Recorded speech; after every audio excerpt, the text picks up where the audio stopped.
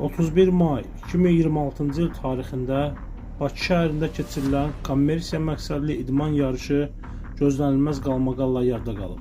Yarış zamanı hakimlər, məşqçilər və bəzi valideynlər arasında yaranan gərginlik qısa müddətdə qarşılıqlı ittiham və söyüşlərlə müşahidə olunan insidentə çevrilib. Yarış meydanında yaşanan gərgin anlar iştirakçılar və tamaşaçılar arasında ciddi narahatlıq yaradıb.